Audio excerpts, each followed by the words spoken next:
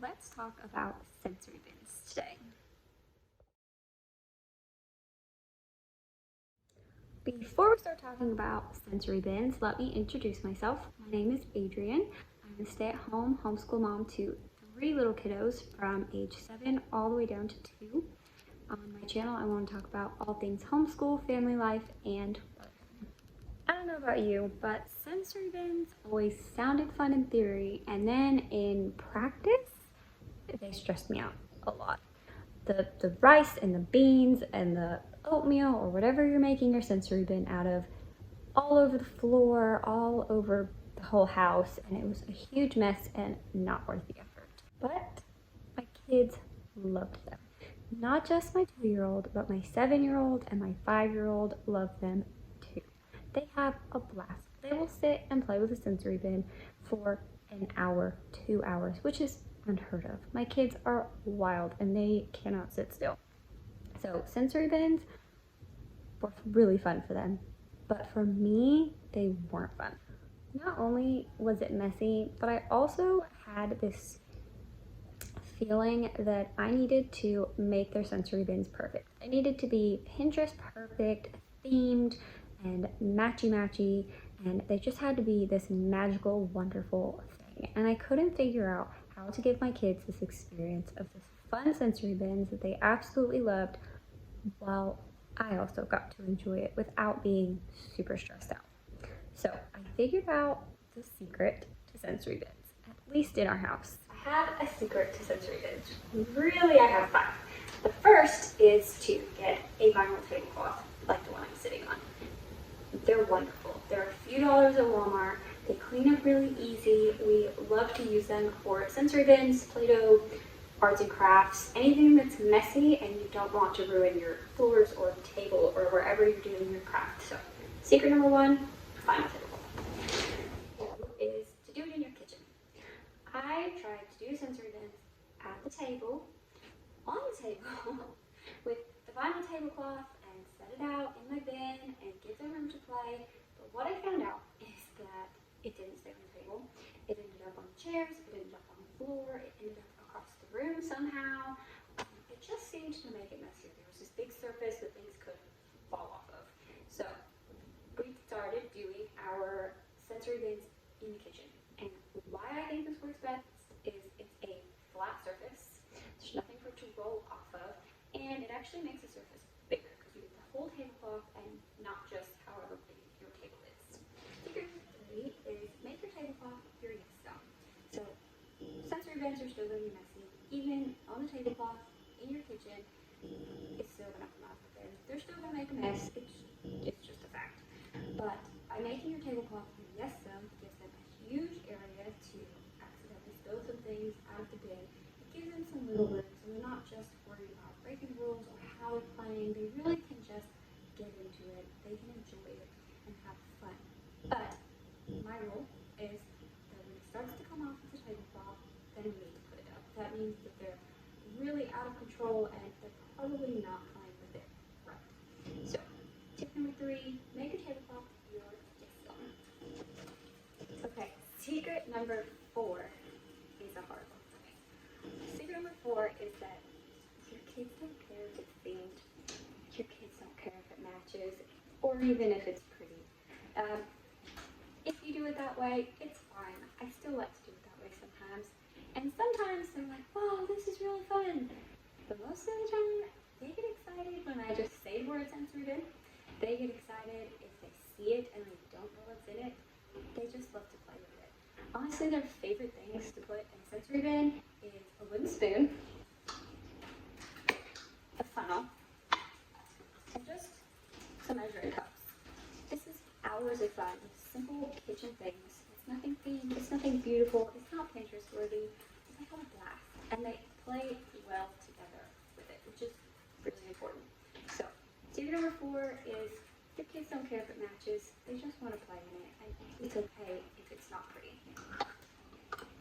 Okay, secret number 5 is how to clean it up. And with this tablecloth in the kitchen, on the floor, it's super easy to clean up. All you do is take everything, the big bin and children, off of it, and you pick up your tablecloth and you can either shake it back into the bin, you can shake it outside if it's something just like oatmeal, or you can put it in the garbage if it's really gross or something. But it's really easy. You just pick up all the ends and you dump it back in the bin and you can reuse it. So much easier than sweeping your whole floor or vacuuming it up or picking it up out of the cracks and crevices of your table. It makes cleaning it up so easy, which motivates me to get a sensory bin out even more. So those are my 5 secrets for sensory bins to make them simple and mess-free. Hopefully these little tips, secrets will help you to enjoy them as mommy while your children get to play with them, that it will bring hours of fun and simplicity to your home and hopefully keep you from cleaning up so much.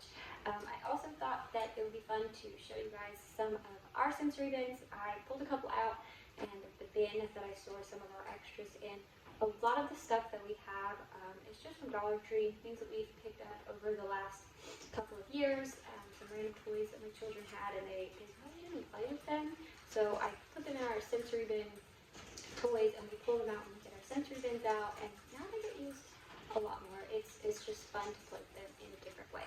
So let me turn this around and I will show you 2 of our sensory bins that I pulled out. Okay, so I keep 3 sensory bins on hand. I used to have 4, but we've pared down to 3. I have this first one here, and it's just oatmeal. It's gotten some rice mixed in here, but this is a super simple sensory bin. These are some little Spider-Man rings from my son's birthday, I think like a year ago. And we threw those in for fun, a little funnel like I showed you guys. And these are from Dollar Tree. They came in a set of 3. There's another one somewhere. But they just scoop and pour and play with these little things. It's nothing fancy, but it's really fun. The other one I have is rice, and I just dyed this green. It was really simple. It was just some vinegar and food coloring, and it dried really fast. So it's just some green rice, and they have some pirate toys in here that my son got for his birthday, and he just really didn't know how to play with them, but I threw them in a sensory bin, and it's like a whole new experience putting pirates in green rice. My third one, excuse the rain in the background. It started pouring since I started filming, but the third one I have right here, it's just some beans. It's just some dried beans. And then I put these magnetic letters. I think I got these from Walmart. I want to say they were the Melissa and Doug magnets. But I just threw these in here. And sometimes we pull this out during spelling or for my kindergartner, just to talk about letter sounds. Maybe I'll have him try to find a letter as a sort of hide and seek or letter search. But this is fun, and you can put different things in here, but that's just what we have in there for now. This is where we keep all the extras for our sensory bin. It's just a big tote that I store in a closet, and I throw all the extra little parts and pieces to things in here. It's nothing fancy. It's just thrown in some Ziploc bags. We have lots of things. This is the rest of the pirate stuff. We've got a big bag of Army Men that I grabbed at a children's consignment sale for super cheap. That's fun. And rice. These sets were from Dollar Tree. There's a police one, and it's got like a police boat and a police station, a couple of men in here. And I also picked up a couple of, I think this is a couple different sets, but these are from Dollar Tree as well. There's just a couple of construction sets. It's got a little construction zone and a bunch of signs and construction vehicles. I think there's a little guy in here somewhere. We've got some random fake flowers that I've picked up at Dollar Store or the thrift store. This one's really fun to sort things. I don't even know where we got this, but it's this little bitty ice cube tray. It's not full size, it's really small. And they can sort things in it or just fill it up and dump it out. For Christmas one year, they got all these little sets of animals. So there's ocean ones, and I put some little glass beads and things in here. So there's ocean animals. I think this one is, I don't know, creepy crawly things. It's got snakes. My son's obsessed with snakes, so he loves this one. We've got just all sorts of little things picked up at the Dollar Tree. This was from the Dollar Tree too last year, and it's filled with bugs, So gross. But they really enjoy it, and it's got this little magnifying glass so you can stick them in there and look at the bugs. We've got all sorts of cowboys and Indians that were gifted to us. My mom bought them cowboys and Indians and all sorts of books to learn about both of them, and so this has been really fun. Sometimes we'll pull out the Lincoln logs to go with this so they can make Lincoln log houses or fences or barns, whatever they're feeling that day. But this is a giant bag of cowboys and Indians. And then there's some magnifying glasses from the Dollar Tree, some little tweezers, and then just some more random things. These, I'm pretty sure anybody who has used formula recognizes these, but they're just little formula scoops that we saved, and they're perfect for scooping up rice or oatmeal or whatever it is. And then this is kind of animal. They've got lots of animals in here. I think there's alligators and trees and goat, donkey, rooster. I don't know. There's lots of little animals and the other shovel that goes to that set. A little net to catch their bugs. But I had grand ideas for all of these things, and I wanted to make it just beautiful, but really they're happy if they just get to pick one of these things, dump it in, and jump right in. They just have a blast playing all together. And they really do cooperate when they play with their sensory bins. So, baby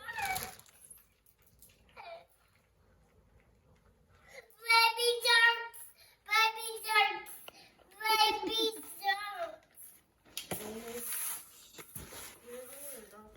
I really hope that this video encourages you to try sensory bins. Maybe you just don't like them like I did, or maybe you're scared that they're just a big old mess. They're really fun. My kids really enjoy them, and I'm really glad that I spent the time to figure out how to make it easier on myself. We really like to pull these out on rainy days like today. It is pouring down rain outside, so after quiet time we are pulling out a sensory bin, and I know they're going to be excited.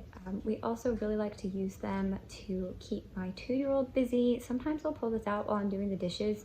She really likes to help me with the dishes, but sometimes that makes things really difficult for me. So I like to pull out the sensory bin to help her have fun and be occupied right in the kitchen where I can keep an eye on her, and she loves it. I also like to pull it out on really hot days in the summer when we're trying to avoid the heat. Snowy days, you know, just bad weather days. Sometimes it's even helpful to pull these things out when my kids are just grumpy. They're not having a good day, they're really struggling. Sometimes this just helps them calm down and refocus. They get to do something fun and get their mind off of whatever is causing them an issue. So I really hope that you guys will try some of these secrets that I've given you to sensory bins.